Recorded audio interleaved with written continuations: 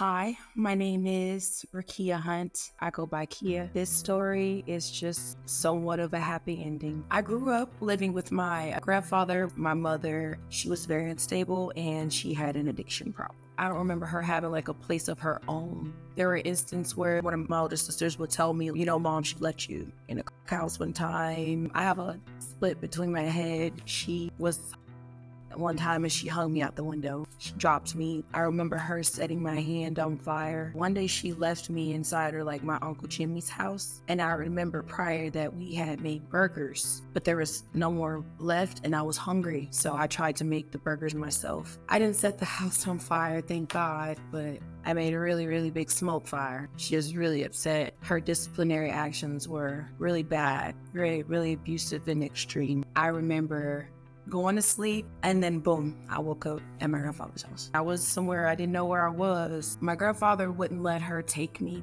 She never came to visit. My mom said she would be back for my birthday, and she did not come back. Instead, my aunt came and she told me that my mom had passed, that she had been killed. Her dying, I was like 4 or 5. That was the day I accepted that nothing was ever gonna be okay. Me to grow up in a decent home, that wasn't gonna happen. I would have tantrums, I would cry, I would scream for her name. Living in a house full of men, I started being touched by my step cousin. He would want me to play wrestling with him. One night he came in my room, he asked me could I touch your hair? It was really weird, and I didn't know that it was wrong because he told me that it was actually okay. He was like, oh, I'm not your family. It's okay. And I'm not going to tell if you don't tell. If we don't tell, we won't get in trouble. That's how he made it seem like it's not bad. And if we don't tell, we won't get in trouble. So it just was touching for a couple of years. No real adults were keeping an eye on me. Gloria, she didn't care for me. So it was really easy for him to just sneak into my room at night or have me tell me to come to the basement and nobody would hear. He molested me for several years, but not vaginally. When I was 6, he had to already be as a teen. I remember 4 specific encounters. The first 2 was the touching, and then the third one, he penetrated me only a little bit, and then the second time I bled. And it was after I had my lady. So I think that made him have interest in me more. It was really awkward. I remember it would be really just always dark in the house. There was never any lights on in that house, even in the basement. And so sometimes it would just be really hard for me to see what he would be trying to do to me. But I felt it.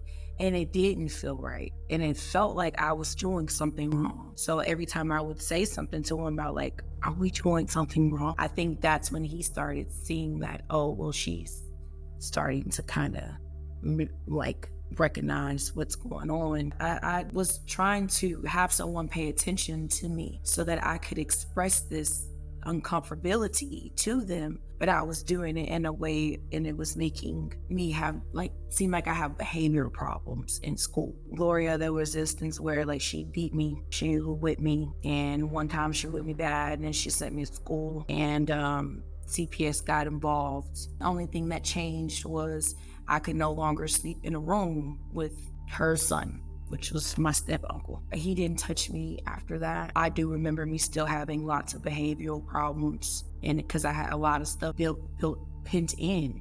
I was frustrated about my mom. I was frustrated about being touched or not knowing if it was okay for me to have these feelings. I am a young girl, and I was having hormones. So I was just confused about a lot of stuff. Is it okay for me to think like this? Is it okay for me to feel like this? And it just made me act out. I thought it also too, he took interest because he cared. I was like, well, he is family. It turned to, oh, well, we're both gonna get in trouble. I feel like mentally I let him do it. I know now I don't feel ashamed, but then I was as I was growing up, that was something that I actually carried on my back, and I felt ashamed. Did I let him do that to me? Was I into it? Was I, I didn't feel physically into it, but I feel like maybe some part of me was I wanted that. And so that was another reason why when I grew up, I kept my legs closed. And I just was I don't want no guy thinking oh, I want him. I don't want him.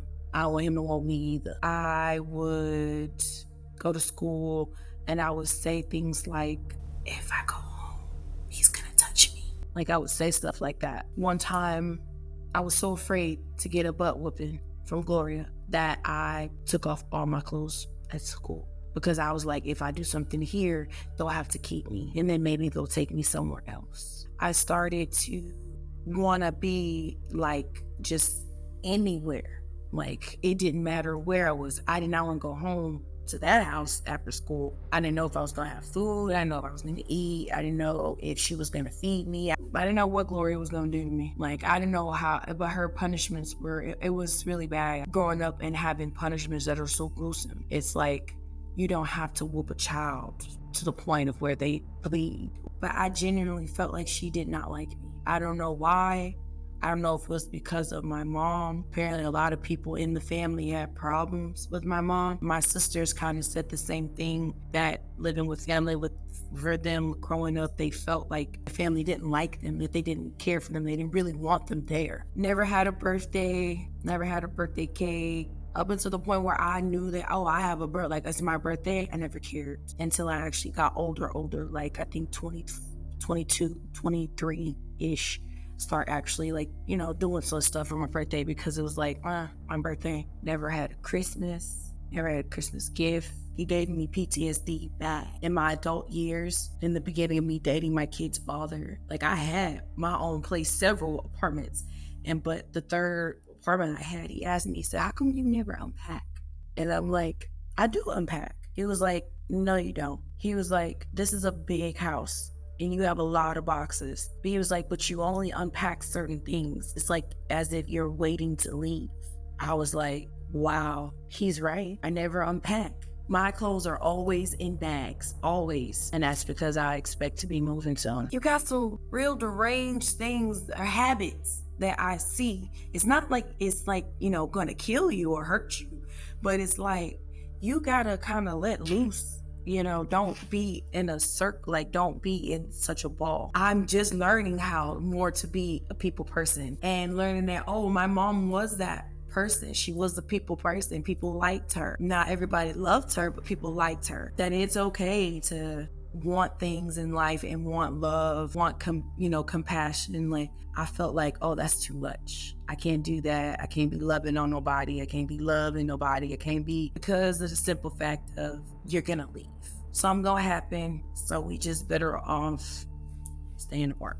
And that was until I met my kid's dad. After CPS didn't have anywhere to take me in Michigan, they found my dad. I came down here to Texas. Actually, it was 2006. Because I left him in 2009, which is when I was 15. They didn't do their diligence. Apparently, there were issues inside of his home with my stepmom and her two kids. Apparently, there was family violence in the home that was never reported, of course. So staying there throughout the few years I did, he was again, physical punishments, physical abuse. And it was crazy. He beat me up. The next day, he sent me to school. CPS, when they saw, I went inside of the nurse's office. I had taken pictures of what he had done to me previously that night. I walked to school because I knew that when I got on that bus, somebody was gonna pick on me. So my hair wasn't done. I was looking crazy. I was really, really, I had a black eye. I had a fractured rotator cuff, fractured wrist. I had scratches and whips all over my back. He had broken my nose when I went inside of the nurse's office because I was in so much pain. She was like, what happened? What's going on? Are you okay? And I just took off my shirt and I did not say anything. I just pulled my shirt up and I showed her. And then I handed her the camera and she was going through the photos. And she was like, when was this? I was like, last night. And she was like, oh my God, he did this to you? He was like, she took a look at my shoulder. My shoulder was so bad I couldn't even lift it. He stood on my neck. He put his whole foot on my neck, and he said, I'm gonna kill you. That's how much rage he had and anger. I remember looking at a knife that night because that wasn't the first time that he beat me up, but it was the first time it was getting that bad. And I was scared. I was running for the door. He picked me up threw me on my head. A wrestle move or whatever you do. They put his foot on my face. Like he had like tile floor right there in front of the doorway. Was trying to crush my skull. Like I was screaming, like, and my stepmom, she was right there in the other room. All of it was happening in the living room, right there in the living room, and right there in front of the door. I didn't go to sleep that night. I said, I gotta get away. Like, I got to get away. And I was like, remembering when I was in CPS before, nobody believed me that I was molested. I didn't go into CPS when I left my grandfather's house because I was molested, even though that happened to me. I left because I was taken away because of neglect and abuse. The sexual abuse was just an add-on. And so I felt like if I didn't take pictures, if I didn't have some proof that this man, I had my clothes. I took my clothes in my book bag. I showed them my clothes. This is my blood all over my clothes because he broke my nose. They charged him with assault on a minor at the second degree. They had not seen a case like that. It was like a horror story. Like this young girl, she's only 11, 12 years old, and she's coming in here with a fractured rotator cuff, a fractured wrist, a black eye, bruises, look like she'd been whipped by massa type stuff. She's a girl, she's a kid, and CPS was like, if you don't sign over your rights, we're taking you to jail. And you're gonna do XYZ amount of time. And then this is going to follow you for the rest of your life because this was not okay. There's no, we're immediately going to take it to trial. We're immediately going to trial you. It's not gonna be it's gonna be one court date, and that one court date is gonna be trial. And then after that, you going to jail. Finally, my stepmom spoke up, and CPS said, that was that. You're gonna have to go live back, of course, in foster home. And it took me I couldn't take it. I hated it. It took me less maybe than a year. I ran away. It was trafficking because I couldn't get out. Like how I had to get out was I had to like run. Like all I knew was that if I had stayed in school, like I said, if I stayed in school, I would have food. And like the girls, we were all runaways. But we weren't I was from Texas. One of the other girls was from Atlanta, and another girl was from Georgia, and I don't remember where the other girl was from. We were runaways, and they had been doing it out there longer than I was. And I was trying to get pointers because it was like, I'm still a virgin, like vagina. I'm still a virgin. And one of the girls, she was like, don't say that. She was like, you better not say that. She was like, you better not tell nobody. She was like, they're going to ship you somewhere if you tell them that. She was like, you need to act like you know what you're doing. You need to walk like you know what you're doing. She was like, even if you don't know, she was just like, don't get in the car with anybody. She was like, always bring them back. You know what I'm saying? And the two guys, they would never leave. They will always be there. And I guess the thing was that one of the other two girls came across another girl, and she belonged to him. But one night he didn't, get the money, or he was reported. One of the Johns guys said that, hey, I want my money back, yada, yada, yada. So he had came to the room, grabbed her, took her outside, and told her that if she didn't go downstairs and take care of them, the Johns, because I guess it was more than one, that he was going to burn us all to the ground. Like he was going to burn the room down. That day, I went to school and I never left. I had my locker. I had my clothes that I was constantly keeping in there. It wasn't much. I didn't have a lot of underwear. I only had a pair of heels and a pair of flats. That was it. I stayed at school and I told them the truth. Yes, I'm a runaway. Yes, I was in CPS. And if I don't figure something out, I'm going to die out here.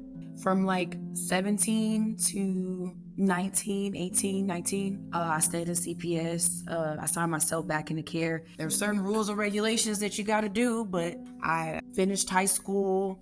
I had to stay in school like do continuous school like college, or I had to work. I did both because I didn't want to go nowhere. And so they housed me, helped me get housing, like my own apartment. And I continued to go to culinary school. I signed myself under Army Reserve. I am active duty. And I started like a little catering business. And then I had my joyful little pudding. I had my first son. It's a happy ending, somewhat of a happy ending. You're not alone. That's what I felt when I came across your page, that I'm not alone, that my story, it is a million other girls' story, no matter the shape, size, color, ethnicity. You're not alone. And you can keep going. Like, if you keep going, there's something has to change. Good has to come eventually. It does not always rain. There is sunshine after rain.